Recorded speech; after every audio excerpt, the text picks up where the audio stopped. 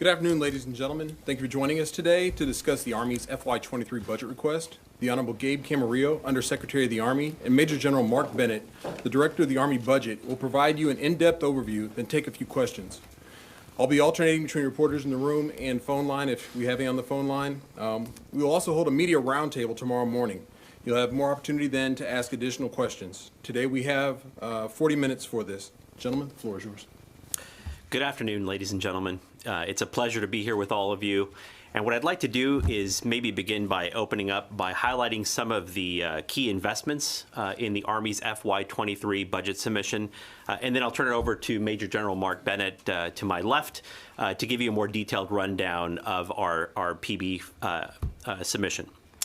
So I think I'd like to begin by just noting that the FY23 budget is a positive one for the Army because it really lets us do two things simultaneously. First, we maintain a high level of readiness with robust funding for our CTC rotations, our flying hours, and this is really important because it allows us, to kind of continue building upon the record of tremendous performance across varied missions over the last year. You look back, and there's the COVID response where over 50,000 soldiers mobilized in support of nationwide response efforts. Disaster response at home, where the National Guard mobilized to respond to flooding and wildfires. And then Operation Allies Welcome Support, where we responded to support over 40,000 displaced Afghans at 6 Army installations. And then, of course, I would be remiss if I didn't highlight our most recent example of that readiness in our response to Ukraine, supporting the NATO deterrence mission in Europe with over 45,000 soldiers deployed to Germany and Poland. But the second reason that this budget is positive for us is that it enables a continued transformation to the Army of 2030 as we strategically pivot from 2 decades of a focus on counterterrorism to an Army adapted to meet our top-pacing challenge in China and the acute threat of Russian aggression. The Army's continued transformation is done by maintaining momentum in this budget on our modernization programs. We're including the fielding of our mobile protected firepower and the next generation squad weapon, and continuing our investment in people, in talent management, and building a positive command climate at scale, as well as cutting edge formations. So as part of that ongoing transformation, I'd like to just highlight a few of the ways that our budget invests in capabilities that will enable the Army to meet the objectives of the National Defense Strategy and our joint warfighting needs. So the department will, as you've heard today, achieve its strategic objectives through integrated deterrence, active campaigning, and building an enduring advantage. We use this framework to illustrate how our investments are aligned to the NDS. So I'll start with enabling integrated deterrence, which, as you've heard already, this is working really across warfighting domains, across theaters and spectrums of conflict as part of the joint force. And as we look at this, investing in some of our capabilities, just a few of our examples include delivering the long-range hypersonic weapon prototype, the ultra-fast, maneuverable, long-range missiles that provide a powerful deterrent to adversaries and a next-generation capability in combat operations. A mid-range capability, missile prototype, that integrates another next-generation deterrence platform in support of the Army's long-range precision fires, and fielding our precision strike missiles with extended range, lethality, and survivability using current launcher platforms, and with investments in this budget to further upgrade capability into the future. This also includes transforming our force structure as part of integrated deterrence. And that includes fielding, for example, the Army's 3rd multi-domain task force, which integrates fires, cyber, EW, and info warfare, as well as Project Convergence 22, which is our continued effort to combine experimentation and exercises with our partners and allies to promote that interoperability that's so critical as part of the joint force, improve situational awareness, and accelerated decision-making timelines. I'd also note here an issue on the Army's end strength. So for the Army to keep momentum on our modernization programs and to transform to the Army of 2030, it's absolutely important that we maintain our emphasis on high-quality talent that we need for our cutting-edge formations and as we field new capabilities, just as I said that we would use in our MTDFs. We did not want to lower our standards in FY23 to address any gaps in our recruiting projections, so we proactively made a decision to temporarily reduce our end strength from 485,000 soldiers to 476,000 in FY22 and 473,000 in FY23. And I would just want to emphasize that this is not a budget-driven decision. It's about maintaining high quality of our talent and of our recruiting, and we will look to build back up our end strength over the course of the FYDP. Next, I'd like to talk about the second pillar, which is executing our global campaigning, where as part of the Joint Force, the Army enhances deterrence and gains military advantage over time by campaigning. And here I'd like to note that our budget includes investments for our SFABs, our rotations in EUCOM and INDOPACOM that enhance interoperability and combined arms training at the tactical level. Our continued funding for Pacific Pathway exercises and Defender Europe, which obviously continue to build on the great work being done there in those two theaters. Implementing the Army's Arctic strategy to build capacity and improved capabilities to our Army units in Alaska, and further investments in Army prepositioned stock. Next slide, please. The third pillar is building an enduring advantage, and as we've heard today, it's all about building the reforms, putting into place the investments that are needed to make our capabilities enduring as part of a defense ecosystem and maintaining that joint force advantage. And first, I would have to emphasize our investment in people within this budget. People are by far our greatest asset, and talent is our greatest advantage. So we have investments to build positive command climate at scale, to include funding for cohesion assessment teams, continued implementation of the Independent Review Commission and Fort Hood Independent Review Commission, and that includes funding a prevention workforce, our ongoing CID, Criminal Investigation Division transformation, and various talent management initiatives to include the BCAP and CCAP programs to help us get the right people with the right skills in the right job. Quality of life investments in soldier barracks, housing, and child development centers are all really important to make sure that we are investing in our people and their resiliency.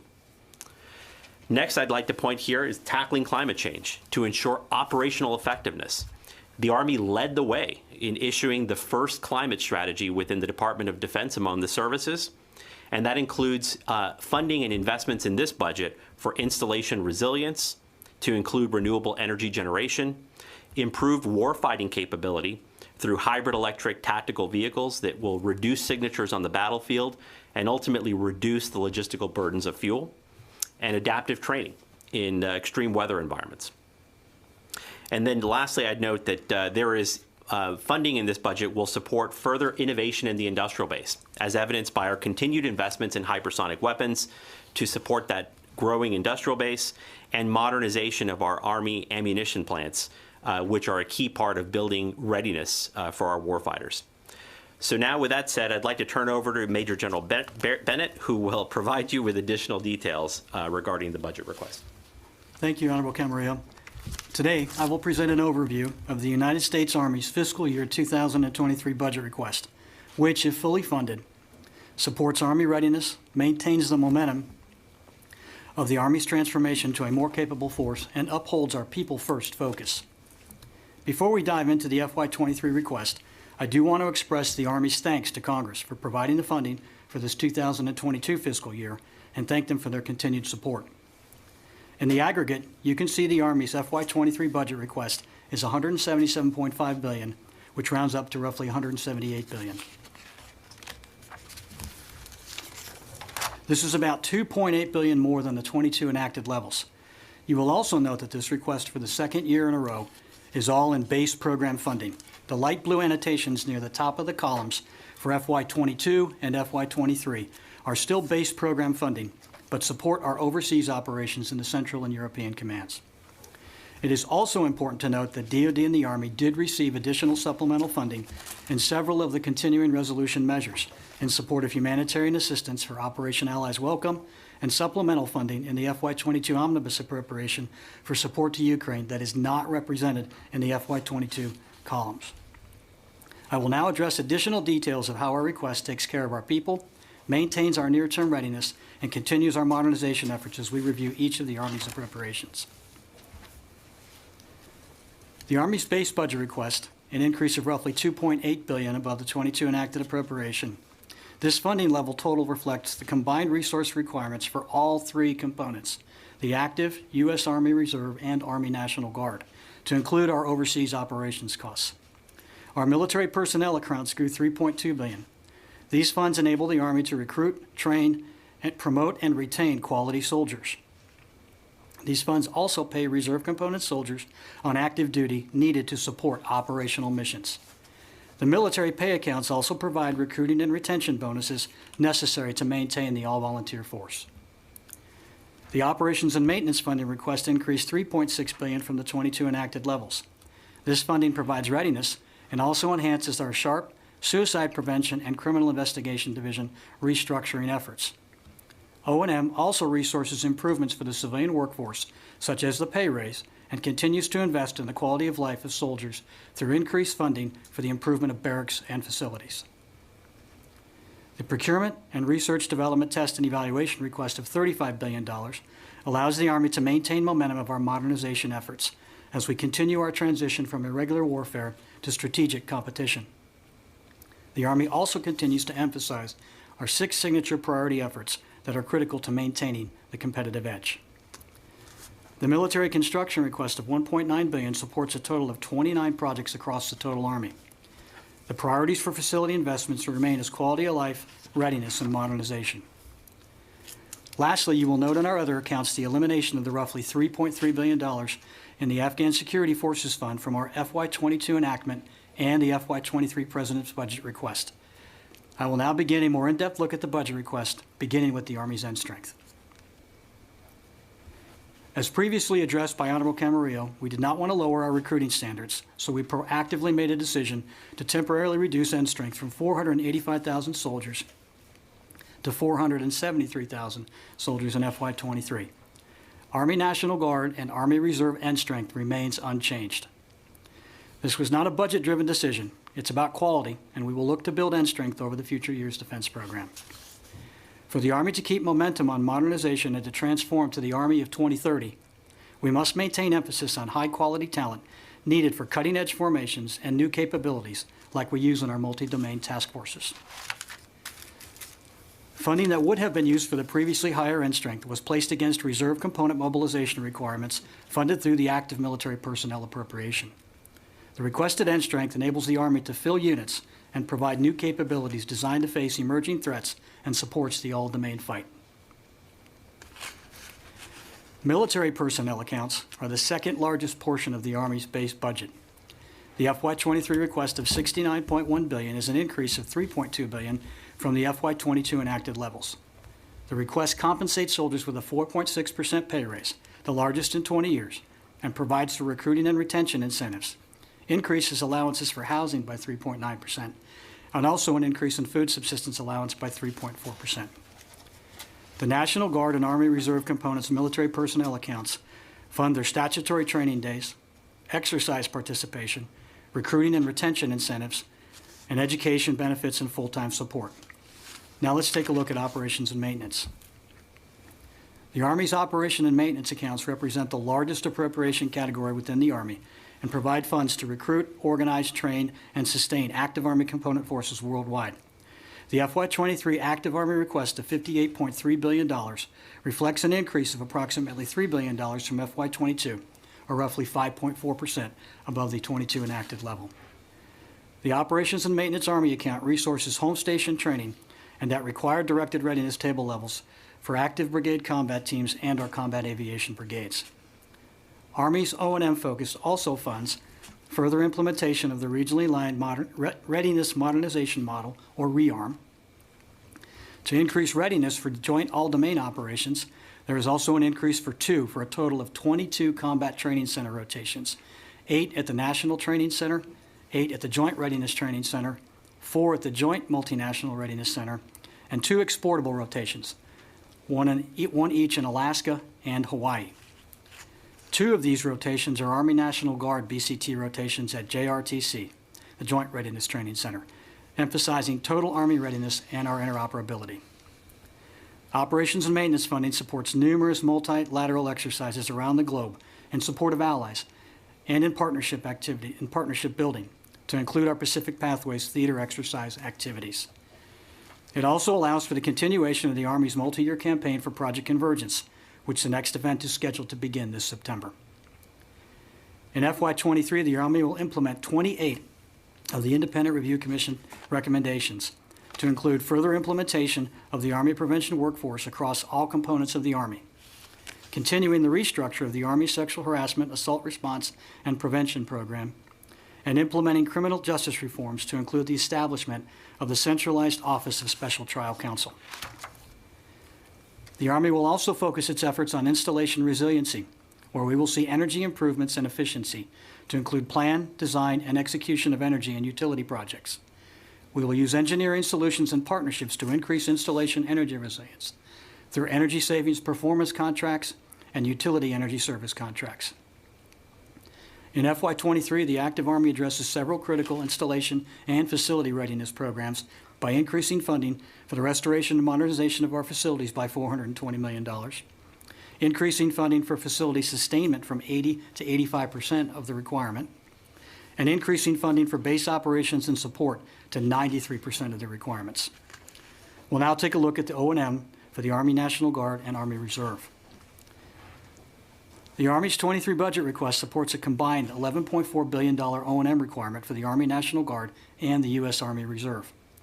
The Operation and Maintenance National Guard request of $8.2 billion represents an increase of $500 million from the 22 enacted amount and resources the National Guard to enhance warfighter readiness and increase lethality, while simultaneously investing in sustainment, restoration, and modernization of facilities.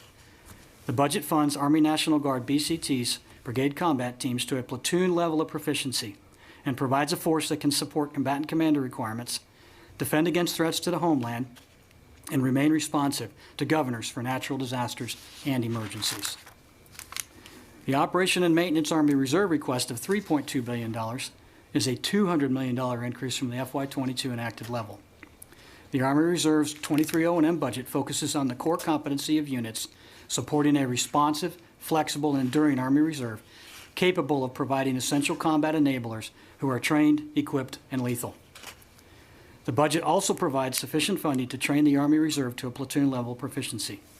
It provides resources to increase the Army Reserve's home station flying hour program to support the rotational requirements of reserve aviation units, increasing aviation units training to a company-level proficiency.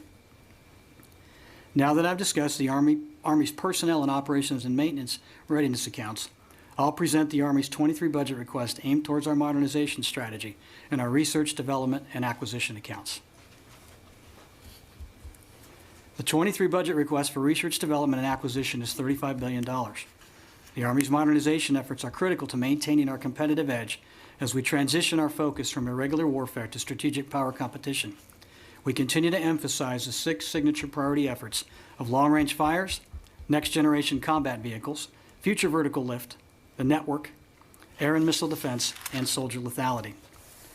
The Army is focusing on its signature efforts to enable a holistic approach to our modernization efforts to provide the joint force with relevant, credible, and modernized forces and capabilities to meet future challenges. Over the next few slides, I will highlight how our budget request supports Army modernization priorities as seen through our RDT&E and procurement appropriation requests.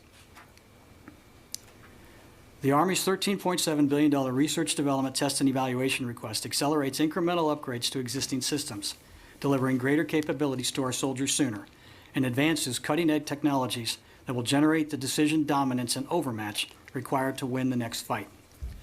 Accounting for one-time funding received in FY22, the FY23 RDT&E request is $1.6 billion higher than the remaining FY22 enacted amount, which facilitates the Army's momentum in its modernization efforts.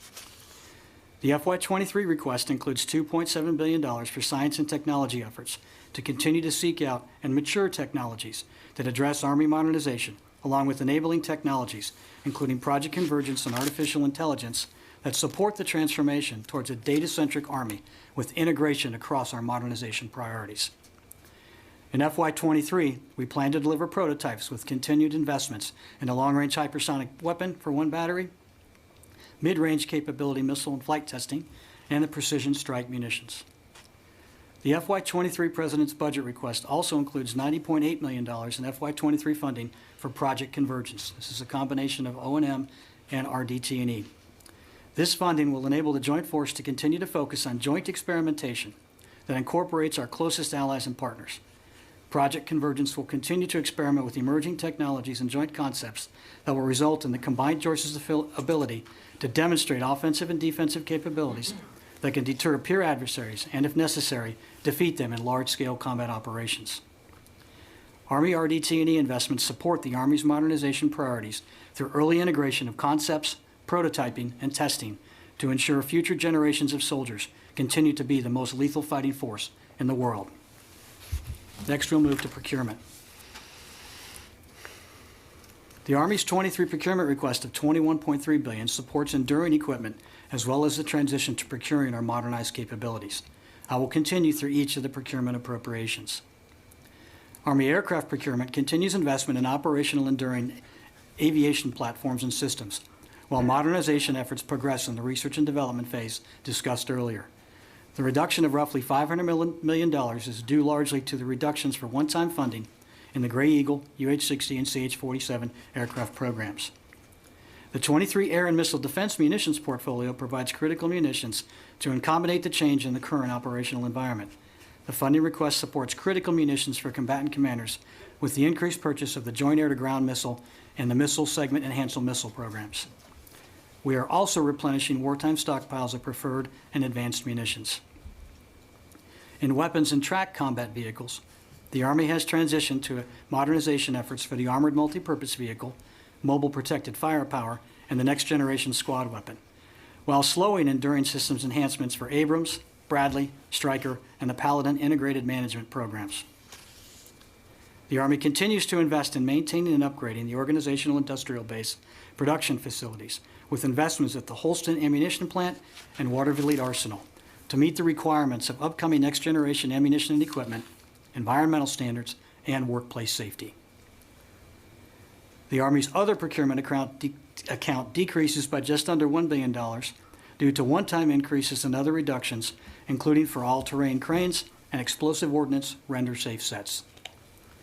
Notable increases in our request include counter-small UAS division sets, in-service retrofit kits for Humvees, and the Tactical Intelligence Target Access Node, which is a critical intel system in support of our #1 modernization priority of long-range fires. Now let's take a look at a select set of quantity comparisons from FY22 to 23. This chart provides a snapshot of select procurement program quantities. The Armored Multi-Purpose Vehicle schedule was rebaselined due to production startup issues and pandemic impacts, which is why there were none in FY22 and now 72 requested in 23. Our Next Generation Squad Weapon purchase supports fielding to over 6 combat brigades. I will pause a few moments to allow you to review further.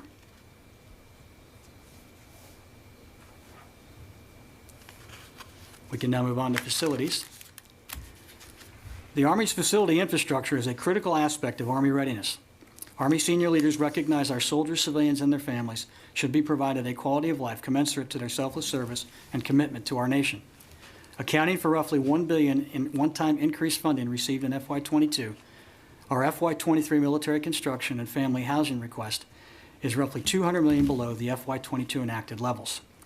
The request addresses requirements to recapitalization needs, including $153 million for 2 barracks projects, one at Joint Base Lewis McChord and the other at Germany, $32 million for one child development center at Fort Polk, Louisiana, $69 million for a medical clinic at Kwajalein Atoll, $229 million for 11 readiness centers, 9 in the National Guard and 2 in the Army Reserve, $135 million for minor construction for active Guard and Reserve components, $202 million for planning design across all components, and $152 million for 2 overseas family housing construction projects, one in Baumholder, Germany, and the other in Vicenza, Italy.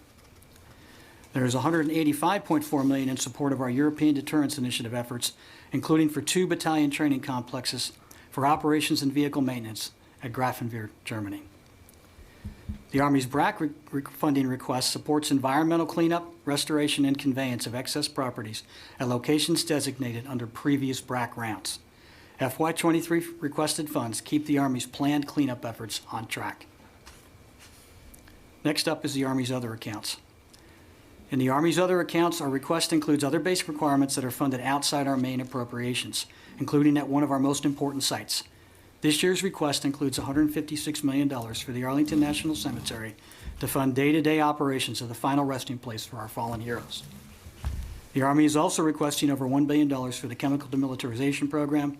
And lastly, the FY23 Army's working capital fund request is $29.9 million, which due to rounding only displays a zero on the chart. The last funding type I will discuss is overseas operations costs. The Army has managed large overseas operations budgets since 2001. The funding required for these operations changes from year to year, and starting in FY22, funding formerly known as OCO is now referred to as overseas operations, with all the funds in the base budget. The Army is requesting over $14.6 billion in overseas operation costs, primarily for our operations and support here in the continental United States and in the Central European and Horn of Africa area of operations. The military personnel request supports roughly 25,000 mobilized RC soldiers that will serve overseas as well as in the continental United States.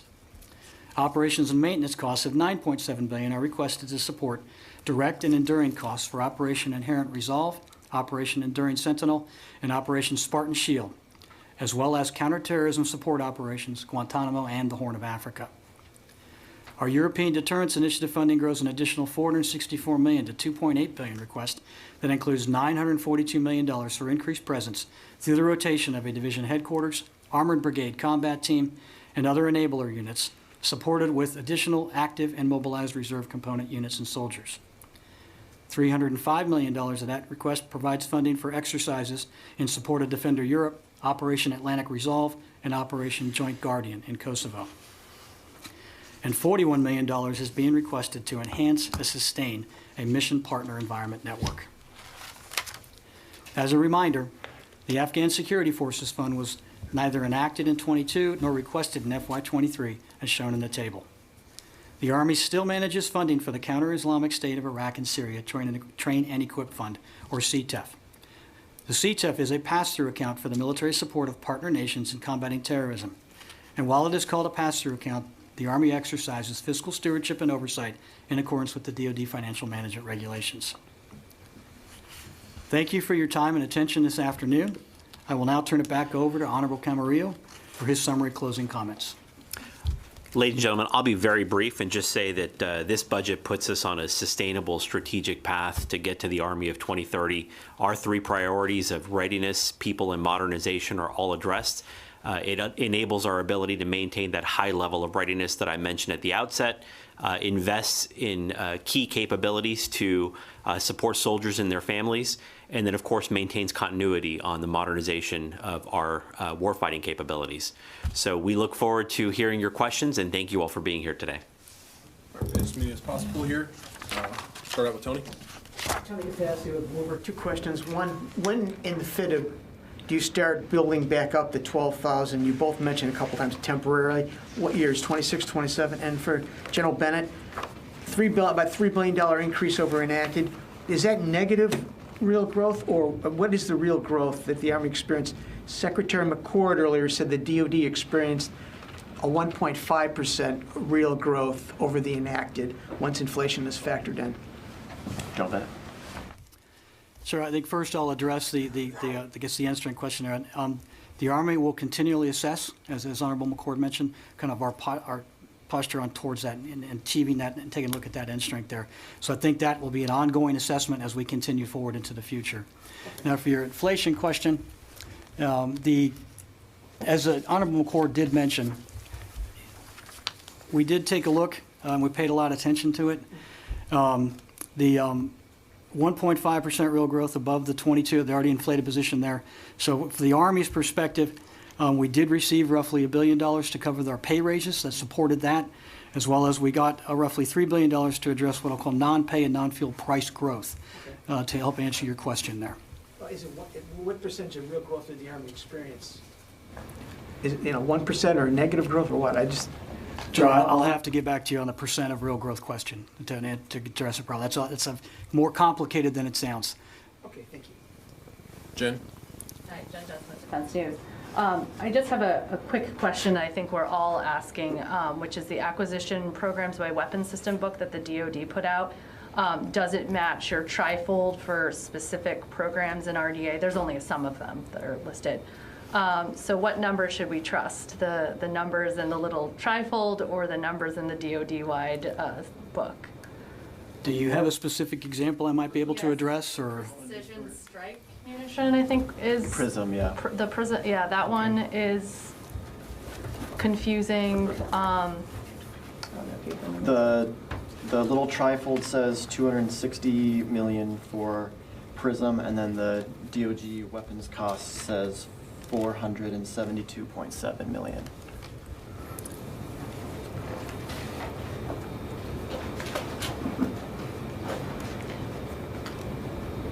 We can look to get Yeah, back we're to going you to on have to that get one. that answer back to you, because I'm not What finding I the would just difference say between is the obviously two. there's different increments of the precision strike missile program that are happening simultaneously. So there is obviously increment, the current increment we're on, and then the next increment, which will do the multi-mode seeker. So to the extent that those are overlapping in any of those characterizations, I think that might be it, but we'll double check and verify. Thank you. And then just the question that I actually had was, you had mentioned that you're slowing Abrams, Bradley, Stryker, and PIM. I think I had a little fidelity on Abrams and Stryker already. So how much is Bradley and PIM slowed based on what you were planning in FY22 for FY23? How has that changed? And then for the AMPV numbers, you're procuring 72, I believe, or you're funding the procurement of 72. So is that what BAE is capable of delivering in a year, or could they go faster? And is this a budget-based decision? So I'll start. Obviously, when we balance the overall portfolio for RDA, particularly in our procurement programs, it is a careful fine-tuning of systems that we are developing with R&D, RDT&E funding, and then, of course, what we're procuring as we're transitioning from the enduring systems to the new. So it is a careful balance every single year, and that always is the case. The quantities, as far as AMPV are concerned, we'll have to double check whether that's just a carryover from the prior year, as they were obviously experiencing the supply chain issues, but we can get back to you on that one. And then I believe your other question was with respect to, was it PIM? Bradley and PIM. Okay, and I'll turn to General Bennett for that Yes, one. sir, yes, sir. Now, again, we're slowing down. It's roughly 181 million for Bradley and 170 million in PIM. And that's just the difference last year to this year. What does that get? What does that not get you that you were planning in FY22 though? Do you have like a sense? Like I know that for instance, the Abrams and Stryker, Abrams, I think the original intention in FY22 for FY23 was that you were gonna, I may have this wrong, 3/4 of an ABCT, but now it's half of an ABCT. Do you have something like that for Bradley and PIM laid out that you could help us see how that's I flowing? can get that information to you, yes. Okay, Yes. yeah, the dollar amount is hard for me to understand. Understand. Hi, Ashley Roki with James. You've mentioned some of the procurement slowdowns. Could you talk about any RDT&E programs that you might have slowed down to help fund other modernization priorities? And then also going through the P1s, I didn't see anything for infantry squad vehicle or IVAS, so I'm not sure if they're just listed somewhere else or something's missing, or if you could just update us. Let me just answer the question generally, and then I'll turn it to General Bennett. So obviously, there are fact-of-life changes every year with programs that are in the developmental phase. So if it is a test event that gets delayed, as we've seen with IVAS, there could be adjustments, obviously, to the funding profile that are associated with those. So, you know, were the programs in the developmental phase sources for, you know, wholesale changes in the portfolio? That certainly was not our approach. But again, if there are kind of puts and takes, it would just reflect the realities of where the programs are executing. So as far as the specific programs you mentioned, I'll turn to General Bennett to answer your questions. We did aim 82% of our RDT&E budget at our top 6 priorities, so a lot of effort focusing would be aimed towards that. And I'll have to provide you some specific examples of RDT&E accounts that were being reduced. But are you funding IVAS and infantry squad vehicle? This year, there's like nothing in the budget. Both programs are moving forward. Yes, So, they are yeah, moving forward. Yeah, I'm we're- not sure. Yeah. On IVAS, we're just moving forward to the IoT that was obviously slightly delayed. And then we are continuing on the ISV program. So as far as whatever numbers did or didn't show up in the justification documents or any of the materials you have, we'll get that to you. Thank you. We're going to go to the phone line real quick. Steve Bannon. Hi, can you guys hear me? Yes. Hello? You got me?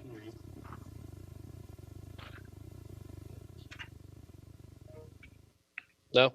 Okay. All right, we'll come back to Steve. Haley? Thank you. Haley with Task and Purpose. I noticed, or you mentioned CTC rotations 22 funded. That seems to be pretty in line with years past, but in 2020, I know the Army said, we're looking to reduce some of that, to reduce some of the op-tempo and stress on families and soldiers. I mean, are we seeing a reduction in that? Is that no longer really an option given what's happening in Europe, that is being set aside? And then also with the end strength numbers, I know you've mentioned it's about quality of recruits, not like a budget issue. What issue with the quality of the recruiting pool now are you expecting to no longer be an issue in a few years to build up those numbers again? Yeah, let me answer your second question first, and then I'll take your first. So certainly, I think, unlike every other employer in the economy, we're facing obviously some challenging conditions in terms of our ability to recruit and attract talent. It's no different. All of us in the Department of Defense are all in a war for talent every single year. And what we're just seeing is, given the particular conditions of a very tight labor market, our ability to meet all of our projected recruiting goals, we're a little bit challenged in FY22 and 23. And so we made the assessment that we would not want to adjust our specific criteria for quality. And so we want the highest quality caliber recruits that we can bring into the Army. And so we made the decision to just temporarily reduce end strength as opposed to lowering our standards. So we don't anticipate that it is a lasting change. As we talked about earlier, it is something that we hope to bring back up over the course of the fight-up. And it is something that we certainly think is reflective of what we hope to be transient conditions in the labor market. As to your second point, or your first question on the CTC rotations, certainly we feel that maintaining that high level of readiness is consistent with the, consistent demand for what the Army does year in and year out. We have seen in all three compos that they have been asked to do quite a bit. So we are always conscious and concerned about the stresses on the force, particularly our families as well. So we are looking at ways that we can perhaps mitigate some of those burdens on our soldiers that have deployed quite a bit over the last couple of years to perform pretty extraordinary missions. So is that 2020 decision, has that just not been enacted to reduce some of that, or is that something that will happen slowly over the next several years? I'm just wondering where we are in that compared to what the funding is now. Yeah, and I'll let General Bennett chime in because that predates me. So to be honest with you, that decision was not made when I was here. But certainly I know we are looking at across the spectrum of different ways that we can try to address kind of that churn and those impacts on military families. So, but again, we are doing what we need to do to make sure that we maintain our readiness levels at where we need them, given what the Army's requirements are. You want to add anything? Yeah, thanks, sir. Yeah, and I think I can add to that. Like Honorable Camarillo said, we are taking a look at obviously the impact on our families, but I'll also add that one of the best ways to take care of soldiers is to train them. Okay, and they like training and they like to focus on being ready to do their job, and readiness being one of the things that the Army has demonstrated this year that is able to bring to the table for our combatant commanders, both here with the Allies Welcome mission as well as we've just demonstrated here recently in Europe. So, but that's how I would say it's getting them ready, and ready makes them happy and makes them ready to go. Right. Brian Everstown with Aviation Week. I was hoping to drill down a little bit more on the FVL funding. Does this support the regular schedule, for IOC in 2030 for source selection coming up? And can you drill down any more on the breakdown for FARA, FLARA, ITEP within that amount? I am going to have to get back to you on that level of detail. I am not the expert on FVL and FAR and FLAR. Let me jump in if I could just for a little bit. So we have not adjusted the schedule for kind of the two FVL programs. We're hoping to make that make the milestones that we had set in place given the current competition. I know that particularly in the case of FARA, I think we had to realign some of the funding dollars just to align them to the ITEP program. But you'll see kind of those kinds of puts and takes, as I said earlier, fact of life changes within the current budget submission. I think your third question was just on ITEP, or was there another platform? Oh, it's just a break. Is there any breakdown for the funding? Yeah, we can get you the full breakdown between the three programs. All right, we'll try Steve online one more time. Hey, appreciate it. I see we're getting a lot more next generation squad weapons. Could we just get an update on where we are at and who is testing those weapons this year? And could we also get a few more details on the Arctic strategy and what money is going there? Thank you. Let me start with the question with regard to the Arctic strategy. Certainly as we begin to operationalize that, there are some investments in this budget. I believe it's just south of $100 million. I want to say it's about $91 million, if I'm correct, and General Bennett can correct me. And that funds a variety of efforts to include additional training efforts, some of the cold weather equipment that we have certainly prioritized as part of the strategy for our soldiers that are stationed in Alaska, and some of the other things that we can do to kind of help operationalize it. With regard to the next generation squad weapon, we can get back to you with regard to specific production quantities that we are funding in this budget, unless General Bennett has it. I've got some details, sir, and you were very close on the Arctic strategy. We've got just over $101.8 million really aimed at 4 main avenues.